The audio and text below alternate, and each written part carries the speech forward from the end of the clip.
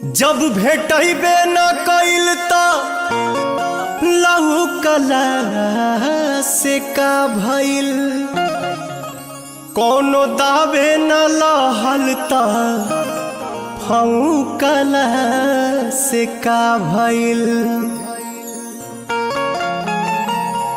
ऐसे तो डाढ़ पत फर के फुलाइल होखे, जब भेटबे न कइल त छौकला से का भइल।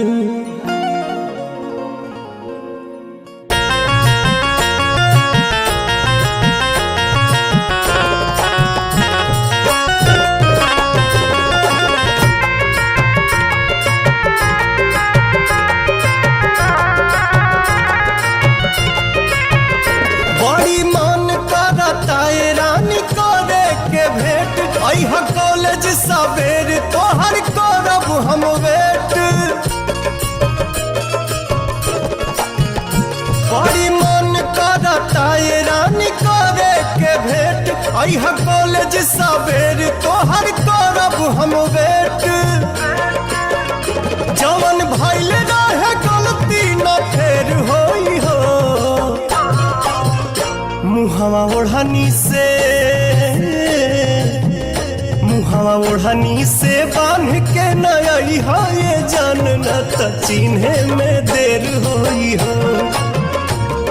ओढ़नी से बांध के नई हो, ये जान न त चिन्हे में देर होई हो।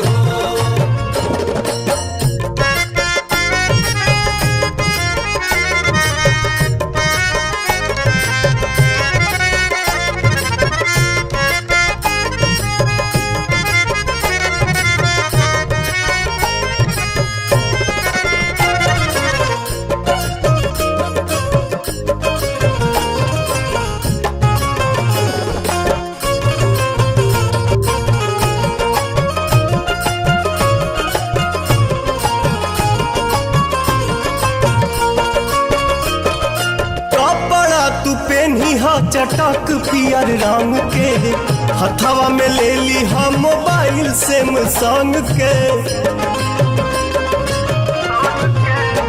हाँ कपड़ा तू पहनी चटक पियर रंग के हथवा में ले ली हम मोबाइल सैमसंग के। कॉल करी हम फिर बात ढेर होई हो। मुहवा ओढ़नी से बांध के नई है, ये जान न त चिन्हे में देर होई हो।